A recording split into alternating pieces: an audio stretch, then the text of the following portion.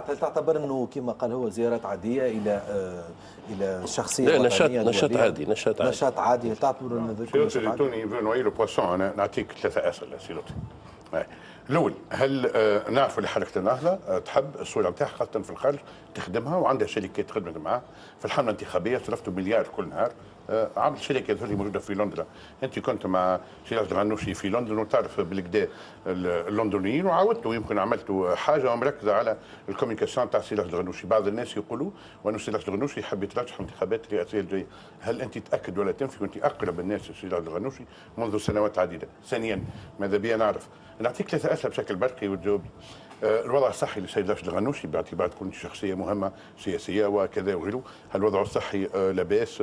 انتم كرئيس حركه النهضه معناها تخرجوا شي تقرير للعام باش يعرفوا، علما وانه في المؤتمر الاخير نتاعكم انتم قلتوا ما يترشح للرئاسه كان رئيس الحركه او هو الوحيد المفوض باش يرشح حد من الحركه، وهذه الحق سابقه عالميه عملنا ما شفناها في بلاد اخرى. السؤال الثالث والاخير، هل ما زلتوا تعتبروا كما قال سي راشد الغنوشي مره العام اللي فات يظهر لي وانه عبد الحكيم بالحاج والجماعه نتاعو هما الدرع نتاعنا نتاع تونس ضد الدواعش؟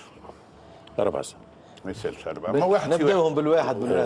السؤال الاول، شوف انا تو تعرفوني مانيش غريب عليكم، معناها ممكن ما نقولكش كل ولكن عمري من نغلطك يعني، ولا نقول الحقيقه يعني، ولا لا. اي معناها السياسيين كل نجم نقول الحقيقه الكل جزء من الحقيقه، ولكن انه باش نقول لك حاجه، نقول لك حاجه، موضوع الانتخابات الرئاسيه لم يناقش في، ولكن لم يتم شويه لم يناقش في الحركه الا باعتبار هذه الفصل في القانون الاساسي اللي تناقش في المؤتمر، انه المرشح لاي منصب، المرشح الطبيعي لاي منصب هو رئيس الحركه. اذا هو ما يحبش يترشح هو يقترح على مجلس الشورى، ومجلس الشورى يزكي، مش هو يختار يعني، هو يقترح شخص يتولى هذا المنصب، ومجلس الشورى له حريه التزكيه، اذا ما يزكيش يشوف حد اخر. هيك القانون يقول. مجلس الشورى يشوف حد اخر او هو يقترح حد اخر؟ لا، هو يقترح حد اخر، حتى مجلس الشورى، حتى مجلس الشورى يرضى. يعني هو نصف الموضوع يعني بالشراكه، انه هذا في الدستور موجود، انه فما مناصب عليا بالشراكه بين رئيس الدوله ورئيس وفما هيئات عليا فيها اقتراحات والبرلمان يوافق، يعني ماهوش بعيد. مش غريب ديجا تدخل بالدستور يعمل مش غريب علينا. اي الجانب الاخر انا قريب ليه الشيخ، ما تناقشناش الموضوع هذا، صدقني لم يناقش الموضوع هذا، ما شفتش انا منه حتى اشارات، فماش هذا الان. شفت ناس سالوه قال لهم احنا عندنا رئيس، هذا من داخل الحركه. لا الناس يزوروه مثلا حاجه، يقول لهم احنا توا عندنا رئيس حتى انتخابات عام 2019 يمنعش، فهمتني؟ يعني لا ينفي هو امكانيه السؤال الثاني لا، هو لا ينفي امكانيه الترشح. لا ينفي ولا يؤكد. السؤال الثاني اللي هو الجانب الصحي، يقوم بفحوصات دوريه. الشيخ عمره 75 سنه، يقوم بفحوصات دوريه، يمشي برشا، ما فماش مشاكل صحيه. موضوع انه ينشر باعتباره شخصيه سياسيه مهمه، فكره علاش لا، واللي ينشر تقرير طبي دوري شوفوه، معناها ما نشوفش ان حاجه غريبه ولا مستهجنه، بالعكس. اصل الشخصيات السياسيه اللي معناها تحمل مسؤوليه كبيره في البلاد، الشعب يطمئن على صحتها. وبطبيعته اذا ناوي الترشح للرئاسه باش يحط البيرو. الثالث انه عبد الحكيم بالحاج درعه، معناها احنا في النهضه والشيخ خاصه عنده علاقات بكل الاطراف الليبيه، حتى بالدواعش. لا، دواعش ما همش طرف ليبي، ولكن هم طرف في النزاع. دواعش ما همش طرف ليبي. تحدث انا على الاطراف السياسيه، الناس نتاع النظام القديم، عندنا منهم معاهم علاقات قديمه وما زالت متواصله مع النظام القذافي الله يرحمه، مع الناس نتاع مصراته، مع الناس اللي في طرابلس، مع الناس اللي في الشرق عقيله وزنتين وغيره به، معناها بحيث علاقات جيده يعني. والقبائل ما هو صدح زعماء القبائل زاروا، والله مانك نسمع، ما تذكروش مانيش لا والله مانك نسمع. انا في ليبيا العمل الان انه الاطراف كلها تتجمع وتخدم مع بعضها، ونحن نقدموا لهم في النموذج التونسي والنموذج الجزائري قبله، لأنه يعني الجزائر زاد عندها تجربة. هل ثم رسالة من الجزائر عبد الحكيم بالحاج كلفتم بها؟ خلينا عبد الحكيم بالحاج يزور الجزائر ويكلموه مباشرة. خلينا ولا سؤال موجه للسيد لطفي زيتون، فيما نحب نركز على المسألة الجزائرية لأنه علاقة باختصار علاقة راشد الغنوشي ابارامون كبيرة ياسر بالسيد عبد العزيز بوتفليقة رئيس الجزائري، لدرجة أنه نعرفوا معنى الدور اللي قام به راشد الغنوشي رئيس حركة النهضة في تقريبا دخول حكومة سراج أصلا حتى الليبيا. لنا فما سؤال وزملائنا يطرحون في قسم الأخبار، فما مسؤول جزائري في مونبليزير الآن في مقر حركة النهضة، تنجمش تعطينا اكثر رفيع المستوى ورفيع المستوى، تنجمش تعطينا اكثر تفاصيل على المسؤول الموجود في مقر حركه النهضه سي لطفي؟ احمد ويحيى. شو اسمه؟ سي احمد ويحيى. احمد ويحيى هو فحوى زياره رئيس الحزب الوطني، رئيس الحزب الوطني الديمقراطي. مشى له وفد من حركه النهضه قابل معاه من مده ما فيش الشيخ برئاسه رئيس المكتب السياسي للحركه، وهو جاء بزياره هذه ماهوش ما سمعتش اللي هو مبعوث يعني في مهم، لانه احنا قلت البارح كنا في الفحوى قال مش عاد نشرب كاس ديت يعني. لا انا ما كنتش موجود يعني ما كنتش موجود اليوم الصباح كنا عندنا اجتماع حزبي ما كنتش، ولكن كنت قلت البارح كنا مع الرئيس يعني، واللقاء دام ساعتين مع الرئيس تطرق لمختلف القضايا. علاقة الشيخ بالرئيس بوتفليقة تعود إلى بداية التسعينات 91 ظهر لي أول لقاء، وتواصلت من الشيخ دعم جهود بوتفليقة، وقبله حتى زروال في وقت اللي بدأت الحديث عن المصالحة في الجزائر. الشيخ معناه صدر بيانات وبعث رسائل، وقت اللي بعث عمل بوتفليقة مبادرة الوئام الوطني، الشيخ زاد عمل دعم كبير وبث وقتها في التلفزيون الجزائري. هو معروف انه عندهم علاقات كبيرة ببعضهم بين رئيس الجزائري. ما هيش جديدة يعني العلاقة يعني، وهذا داخل في تمثيل العلاقات. على كل أنا باعتباري حضرت اللقاء هذا نقول أنه الشيخ تحدث باسم تونس، ما تحدثش باسم النهضة. هل هو مفوض بتفويض من رئيس الجمهورية؟ هل مفوض بالشكل قابل الرئيس بتفويض من رئيس الجمهورية ولا لا؟ قائد السبسي قبل ما يمشي قابله. كل فم الرئيس مش يقول كلام. ما نعرفش كل فم الرئيس، ولكن قابل الرئيس قبل ما يمشي، اعلم واستاذنه. ما الحقيقه ما عنديش تفصيل، ولكن اللي تعرف كل شيء بالنسبه لي. الحديث دار سنوات لك معه. الحديث دار باسم تونس وباسم معناه واللي البحث في سبل الدعم المبادره نتاع الرئيس باجي قائد السبسي. هذا الحديث يعني في اطار جهود المصالحه يعني، في اطار جهود وساطات ودعم ودفع للاطراف الليبيه باش كلها تنخرط. ثم مثلا زبيتها في الاسئله امين الكرام او باش نرجعوا لحاجه الرابع شنو الرابع نتاع سامحني جوست هي بالنسبه لحركه النهضه. قلت لك في الحمله الانتخابيه الاخيره نتذكر عملتوا كونترا وخرج في الاعلام مليار لو كل نهار الحمله الانتخابيه التشريعيه. هل تو جددتوا الكونترا؟ والله ما فما هذا سي فرحات. تحلف والله العظيم شنو مليار كل نهار الشركه الحمله في الدير الثالث الحمله 30 مليار. اللي غلطين انتم ناس من هذا تو تحتج على شهرها ولا افك عليكم من حكايه هذه الفلوس والمليار كل نهار اللي خرج في وسائل الاعلام ولم يتم تكذيبه. لم يتم تكذيبه انذاك. تكذبوا معنا الاخبار هذا يعني ما ثماش فلوس مع شركه اللي مع البيرو نتاعكم في انجلترا للحمله نتاعكم شركه بريطانيه موجوده معروفه عندكم معها كونترا. انا ما عنديش علم على كل. انا ما عنديش علم. يا سي لطفي تحب تصدق تحب تصدق انا ما عنديش علم. انا ما عنديش علم معناتها لا تنفذ هذا. انا المستشار السياسي لراشد الغنوشي دخلنا في امور هذه فلوس والصحيفه قالت والاخرى قالت، فهذا مشكل. انا سيد المستشار السياسي مرحبا بك. انا خلينا نجيب لك من الاخر وانت حاول تعطيني صحيح، خاطر من قبيله عملنا هكا. دونك نحكيو اليوم النهضه رقم موجود قائم الذات في المعادله السياسيه في تونس. نعم وتحكم. نعم والنهضه وناوي انهي مازال باش تحكم وخارج تشارك في الحكم. خلينا نكمل شويه. في الانتخابات الجايه تحب وتحضر في روحها ل 2019 فما مجموعه من الزيارات قاعد يقوم بها الشيخ راشد الغنوشي، اخر زياره للجزائر، هذا انسان يعني قاعد يخدم ويحضر في روحه على المستوى الاقليمي خلينا نقولوا على الاقل. نرجع مع بعضنا في الزمن الى 2013. انت شخصيا ولا حركه النهضه كانت عبرت على مواقف من نظامي عبد الفتاح السيسي وبشار الاسد في وقت من الاوقات، مواقف عدائيه.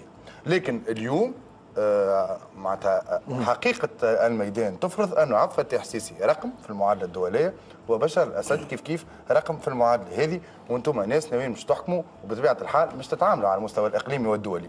هل التعامل هذا مش يكون بطريقة هنا موجودين وهاكم موجودين نتعاملوا، أم بطريقة النقد الذاتي لمواقف كنتوا خذيتوها قبل؟ وحتى أنت نذكرك في 2013 في شارع الحبيب بورقيبة كنت عبرت على مواقف يعني ضد عبد الفتاح السيسي وبشار الأسد. أي به أعطينا الجواب سيدي. المواقف تتغير بتغير الظروف، السياسي اللي ما يغيرش مواقفه يتغير العالم وهو ما يغيرش مواقفه مش سياسي، يعني في الايديولوجيا ولا يعمل في حاجه اخرى، يعني مش ما يعملش في السياسه، السياسه اللي هي البحث عن المصلحه العامه لبلاده لوطنه، المصلحه العليا للبلاد. فهمتني؟ حيث احنا نتعامل مع الدول، والاصل ان الدول تختار من يحكمها. تو انا مانيش باش المعارضه السوريه اليوم قاعده مع النظام السوري ماك في استانا وانا نقول لهم والله لا انتم غلطين وراهو شني، انا نصل اللي يرضوا به السوريين نرضى به، اللي يرضوا به المصريين نرضى به، فهمتني، بين بعضهم. واذا فما خلافات وفما حروبات في بلد من البلدان ننصح الناس باش تتبع النموذج التونسي وتتوافقوا. وانا باش نقول انا باش نقول لكم قبل سنتين الشيخ نصح الرئيس أردوغان بالذي يقع الآن، الذي الدفع نحو مصالحة، إيقاف وقف إطلاق النار في إيقاف إطلاق النار في سوريا والتصالح مع النظام السوري.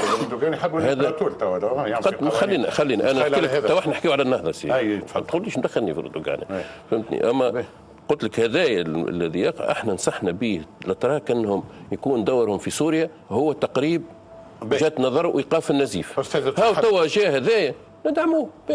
استاذ لطفي جو فو بونديل، قلت انت تو في الاجابه نتاعك الزميلنا امين مطيلاوي قال لك تحكموا، قلت له مشاركين في الحكم في الانتخابات الجايه نحبوا نحكموا. انت مستشار سياسي معناها انت لمليون انجليز بالبلد نقولوا نقبل عنهم تاع راشد الغنوشي، انت معناها انسان تعرف اشياء وتعطيه. هل انكم باش تقدموا بمرشح الانتخابات الرئاسيه وباش تدخلوا وحدكم في التشريعيه ولا؟ مازال باش ندخل باش ندخل لا مازال ماهوش انت حكيت على الحكم ما تناقش كيفاش باش ندخل. يوم الانتخابات البلديه اللي اقرب، الانتخابات البلديه اللي اقرب مازلنا ما تناقشناش كيفاش ندخلوا، فهمتني. معناها الحكم هو احنا في 2012 حكمنا ما حكمناش وحدنا، ولكن احنا الحزب الرئيسي، تو الحزب الرئيسي نداء تونس واحنا معاه، يعني مش الحكم معناه الانفراد بالحكم، مش بالضروره معناه احنا نحبوا نكونوا باش ندخل الانتخابات الجايه بنحبوا نكونوا الحزب الاول كيف ما اي حزب عنده عقل يدخل حزب جديد ثاني بمرشح لرئاسه الجمهوريه. الرئاسه مجلس الشورى يقرر ندخل او لا ندخل في اي انتخابات، فما نوايا ولا في اي انتخابات. إذا قرر باش يدخل وقتها نشوفوا كيفاش الموداليتي نتاع اختيار الواحد نتاع رئيس الحركه معناها وتعتبر من اهم الشخصيات العالميه. دونك انت عندك راي، دونك هو باش يقول لك يا سي لطفي اشترى، تقول له الحاجه يقول لك لا مثال. كيف يقول لك؟ شنو رايك؟ كي يسالني نقول له واضح. مش نقول لك اللي كنت هو لا مستشار هو وليد الفرشيشي باختصار سؤال استعدوا زوز محاور مهمه. فوالا نعم باش نجمش نقول له على هواء استعدوا زوز محاور مهمه. تفضل وليد. سفيان تسالني ما نجمش تكتب مقالات انت نعرفهم. خلينا نشوفوا سؤال نقدموا معناها جوست معناها في تصريحات السيد راشد الغنوشي الاخيره، يعني تصريح اللي علق عليه على ما قالوا السيد دونالد ترامب رئيس 45 الولايات الامريكيه، لان راشد الغنوشي وكانه وجد تبريرات لدونالد ترامب وقال لي حركات او حركه الاخوان المسلمين هذا نقولوها نسميوها ماهيش معنيه، والحركه المتفرعه عليها ماهيش معنيه بخطاب دونالد ترامب. معنيه وش الاخوان المسلمين معنيين مش معنيين مش مدخل. احنا حركه النهضه في تونس راشد الغنوشي علق وقلنا احنا مرجعيات اسلاميه معناها شوف وقع فما مبالغات قاعده تقع في الوضع الامريكي. تحبش نعطيك امريكا ماهيش دوله هكا معناها يجي واحد يغيرها من الشرق، عندها استراتيجياتها وعندها معناها مؤسسات معقده جدا في صناعه القرار. ترامب يعبر على توجهات، واحنا نفهم كيفاش نفهم، وانا شخصيا كيفاش نفهم جايين ترامب انه فما اراده في امريكا الاستابلشمنت الامريكي انه نعدلوا بعض حوايج، فهمتني؟ مشات يمكن اداره اوباما كثيرا في، وهذا ايش يقع هو لما التداول على زوز احزاب. اذا تسمحوا لي ولا ما عندكش وقت ظهر لي. لا تفضل، لما باش نزيد نتفاعلوا معاك بخصوص العلاقات في الديمقراطيه الغربيه خاصه اللي فيها زوز احزاب. هاو كيفاش شنو هي القصه؟ معناها فما حزب قريب نافذ في النخبه وفما حزب نافذ في الشعب. وقت اللي الدوله تحب تعمل تغييرات نجم تقول دراماتيكيه، معناها من النوع اللي يعمل فيه ترامب انه باش نرجعوا نهتموا بامريكا، باش نقصوا الاهتمام بالخارج، باش نعاودوا تحالفاتنا، باش يولي صديق، يحب يولي صديق الروس، نجيبوا الشعب اللي عنده نفوذ في داخل الشعب، الحزب اللي عنده نفوذ في داخل الشعب، بعده هو نجيبوا الحزب اللي عنده نفوذ في النخبه. بور ستابيليزي ستاتيكو جديد باش وهذا اللي قاعد يقع في بريطانيا. العكس، الحزب اللي عنده نفوذ في الشعب هو حزب العمال، عكس امريكا. الحزب اللي عنده نفوذ في النخبه هو الحزب المحافظين. فهيك تمشي. يعني هذا الكل علاش؟ لمصلحه الدوله، لانه فما عقل جماعي في الدوله. ما نعرفش اسكو سمعت على التقرير في امريكا انا مانيش شايف انه معناها فما ناس وصلت حتى قال لك هاو ترامب جاي باش يغير التوازنات المحليه في داخل الدول. هذا اللي قالوا اولا هو قالوا، ثانيا ما تنساش اغلبيه الجمهوريه. قال احنا لا نرى ترامب تهديدا، ما نشوفوش الولايات المتحده تهديد لتونس. ودي علاقتنا مع امريكا 200 سنه عندها، وامريكا حليف رئيسي. ولكن اليوم فما تخوف استاذ لطفي زيتون وقت اللي يشوفوا التقرير. استاذ لطفي زيتون وقت اللي فما تقرير فما تقرير متشائم اللي ترفعه في وسط السيناء الفرنساوي. فما جاي تيزيي وجون جلافاني، ذوما زوز نواب في البرلمان الفرنسي اللي قدموا تقرير متشائم على 3 دول هذيا بين تونس والمغرب والجزائر، وقالوا انه بالحرف الواحد انه هما متخوفين من المرحله القادمه، مرحله ما بعد الباجي قايد السدسي، وخاصه الاسلاميين اللي طرحين رواحهم كبديل اليوم، وتخوف كبير. وهذا يجي زاد بعد تصريحات ايمانويل فالس حول الحجاب. نشوط عليكم زوز نواب في فرنسا، هذوما رفعوا تقرير معناتها على العلاقات الخارجيه. زوز نواب في فرنسا يحدوا موقف فرنسا. لا مش موقف، احنا نحكيوا مع السفير الفرنسي اللي هو يمثل الدوله الفرنسيه. فرنسا داعمه للتجربه التونسيه. شنو تعليقكم على الكلام هذا؟ عنده تخوف، ما يدخلش فيا شنو عنده تخوفات على وضع الداخلي. انت ما يقلقكش معناتها اللي هذه تقارير هذه هم متخوفين من حركه النهضه بالاساس؟ متخوفين منا احنا؟ هما هكا موجود في التقرير، تشوفوه موجود رئيس على الموقع الرسمي للبرلمان الفرنسي. استدعي من طرف وزير الخارجيه الفرنسي وعمل مقابلات مع رئيس البرلمان الفرنسي ومسؤولين كبار في فرنسا. ما فماش مشكل، ما فماش ما يدعو فرنسا انها تخاف من النهضه. معناها الجزائر، أنا نقول الجزائر دولة مستقرة، معناها مؤسساتها قوية. وهذا يشوف وقت اللي تحكي مع المسؤولين الجزائريين، أي مسؤولين تاع أي دولة تفهم، احنا ماناش ناس بسطاء، تفهم الدولة هذه مستقرة وفيها تقاليد الدولة ممسوكة ولا لا، وتفهم حتى في الناس كي تحكي مع الناس وتشوف وضع البلاد وتشوف حتى سيركيلاسيون، تشوف الأمن كيفاش يمشي، وتفهم هذه دولة مستقرة ولا دولة معناها في قريبة من الفوضى. أما إذا مشينا للمغرب وين فما مؤسسة ملكية التداول فيها واضح ومقدس يعني تقول شنو تخوف من ما بعد.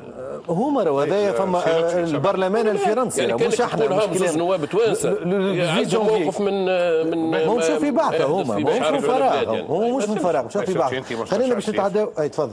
انت مستشار سياسي، قريت كما على مقال قلت الحداد وبورقيبه والغنوشي، معناها حشاد والغنوشي وبورقيبه، يعني عندك قراءات في الواقع في تونس وفي الخارج.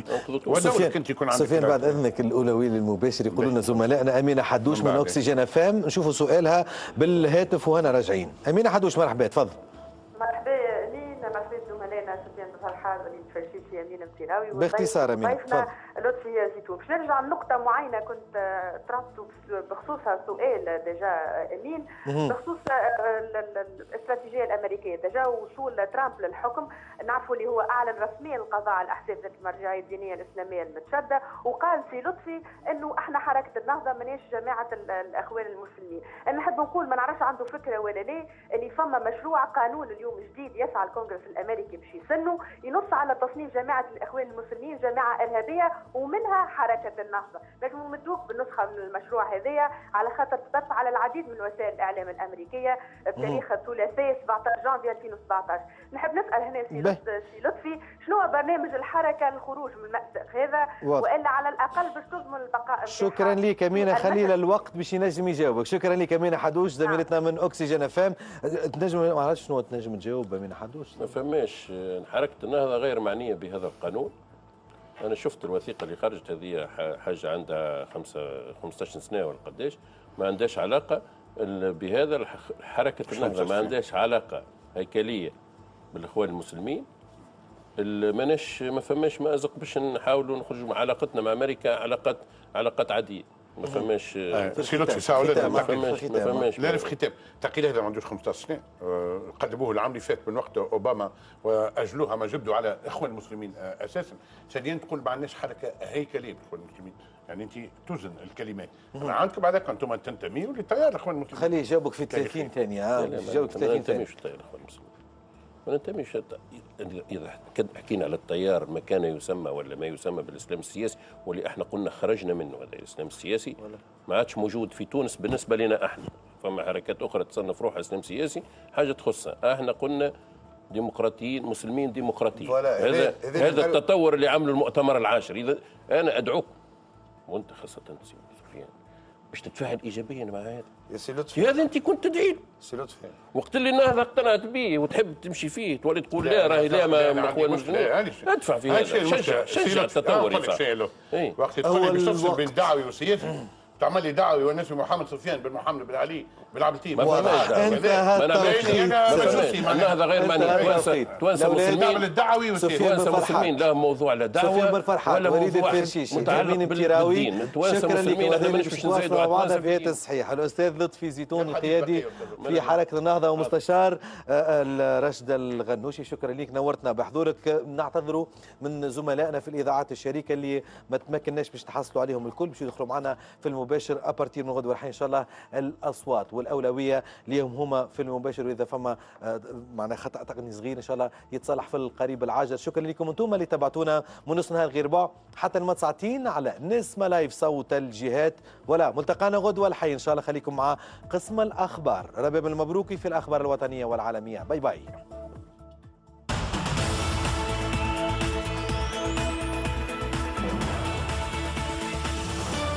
كنتم مع هات الصحيح.